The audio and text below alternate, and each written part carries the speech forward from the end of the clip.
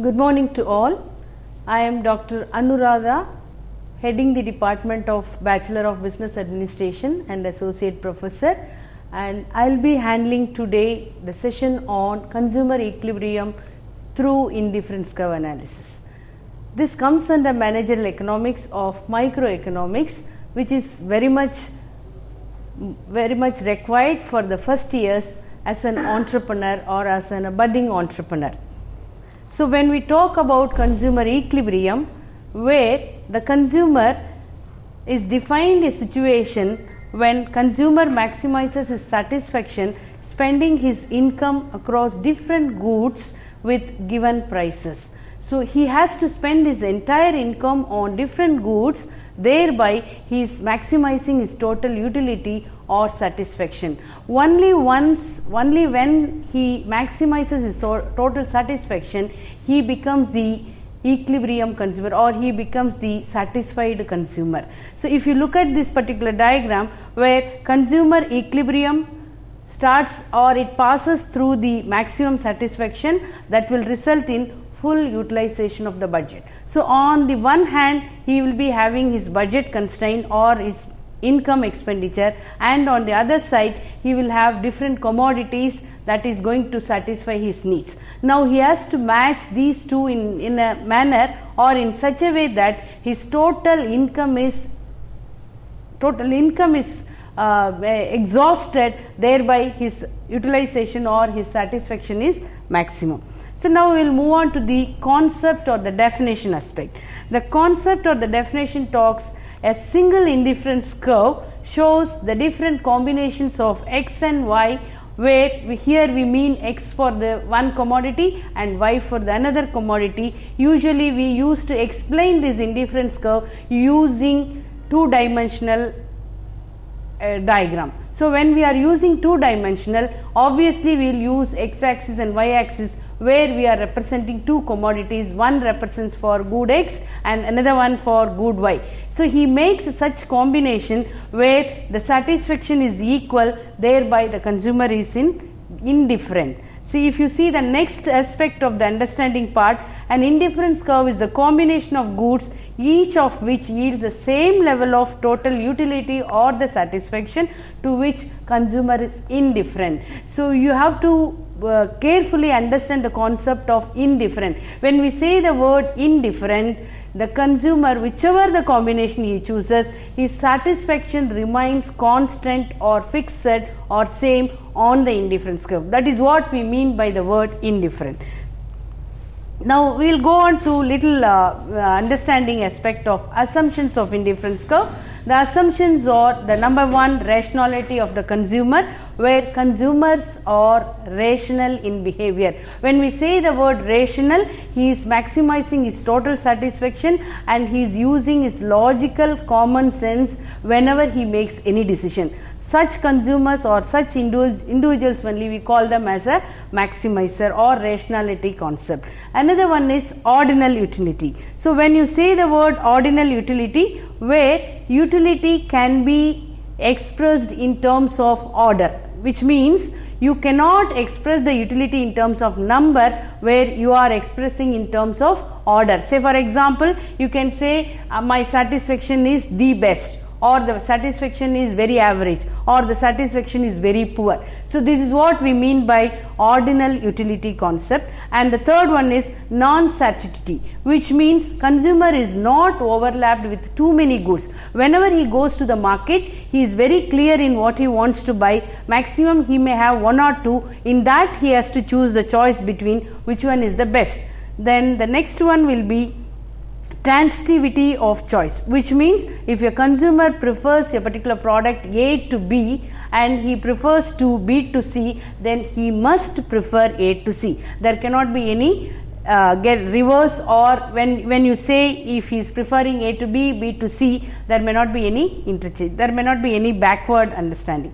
Another one is consistency of the choice. When we say the word consistency, if he is preferring A to B and B in one period, then he will not be preferring B to A in any another period, which means as simple, in a given time period his choice of preference remains same or consistent. And the last important assumption is diminishing marginal rate of substitution, which we will be discussing in detail in the coming slides.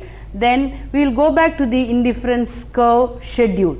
So when we talk about the word schedule, which refers this indicates different combination of two commodities which yields same level of satisfaction. So you just see this particular table, where the table has three columns, where the first column talks about the combination of apples and oranges, and then here how he chooses. When you say point A or combination A, he uses 1 apple for 10 oranges, and in point B he uses 2 apple for 7 oranges, and in point C he uses 3 for 5. So if you see in every point, I can show it in the diagram, right? Whenever he increases one commodity, obviously he is reducing the another commodity usage, thereby his satisfaction is maintained or it remains equal. For that only we are using the concept called marginal rate of substitution. So now you see that this particular diagram here, if you see on the indifference curve, IC represents indifference curve. Combination A talks about 10 oranges and 1 orange. Combination A talks about 1 apple, 10 oranges, and combination B talks about 2 apple, 7 oranges, and then 5, 3. So like that it goes, where he is substituting one for another, thereby the indifference curve is a downward sloping curve which is a convex to the origin. Now in the same diagram you can also see it is a line that shows all possible combination of two commodities which a person is indifferent. That is very, very important to understand what you mean by the word indifference curve.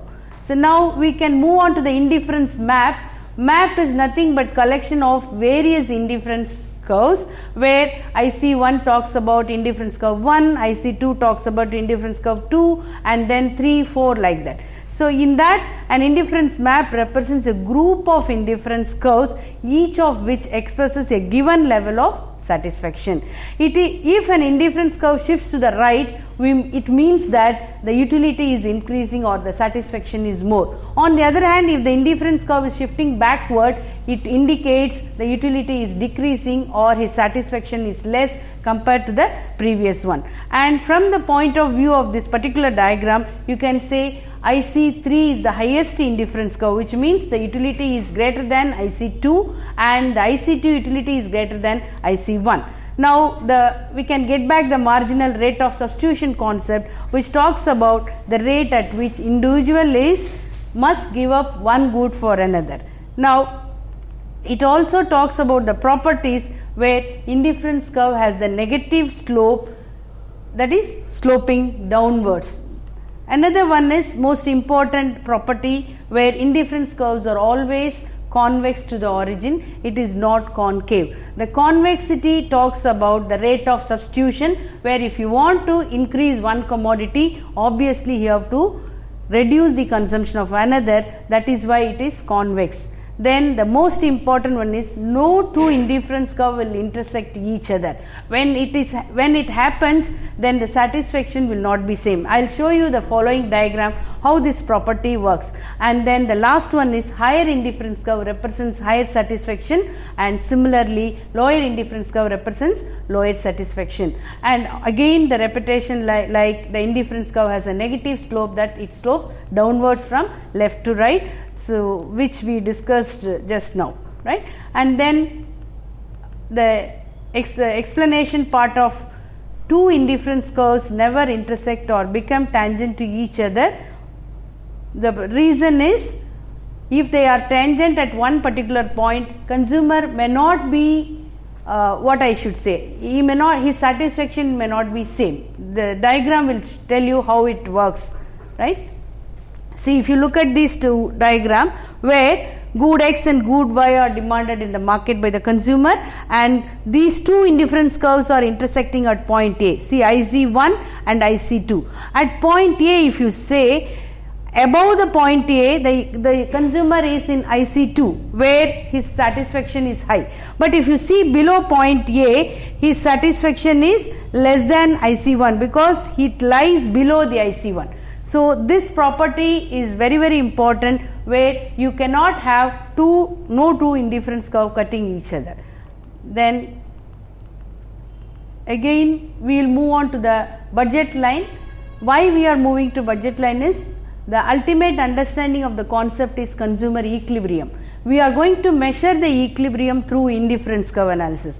Now I explained you what is indifference curve, what are its important highlighted properties and assumption. Now we need another tool called price line or budget line, where when you impose price line with that of the budget, when you superimpose the indifference curve on price line, we will be in a position to attain the equilibrium. Now what do you mean by price line? A budget line shows all those combination of two goods which the consumer can buy spending his given money income on two goods at their given prices. Remember that the amount of good that a person can buy will depend upon the income and the price of the commodity that is available at the marketplace, because on the price the consumer has no control over increasing or decreasing the price, because even though we make a bargaining, it may not be possible. Whatever the seller decided, that is the ultimate, and he is going to sell the commodity. The one which we have a control is our income or the budget. So using our budget based on the given price line, we will be seeing how the construction of the budget line is going to be. So now understand this, we are using two-dimensional diagram where X and Y, where on the Y axis we are representing good Y and on the X axis we are representing good X. Now listen, a consumer goes to the market with a budget of rupees 200, right? So with that budget, the cost of good Y is rupees 5 and the cost of good X is rupees 10. Now when he uses entire commodity on buying good X, he will be in a position to buy 10 at the rate of 10, he will be in a position to buy 20 units of good X. And in case of commodity Y, where zero consumption or zero buying of good X and he is spending all his income on good Y, at the maximum he can buy 40 units. So when you get the two extreme points, if you join these two extreme points, we will get a price line or a budget line. So now you take the another point where the combination is, say for example point A, where he is buying 30 units of good Y and 5 units of good X. Like that you can keep on locating or identifying any price on the budget line which says the combination of different commodities gives him the same level of budget line, he is not moving. Now using this price line or budget line, if you look at this particular diagram where the budget line is MN, whereas if you see the points K and H, point H is above the budget line where he may not, his price or his income is not affordable.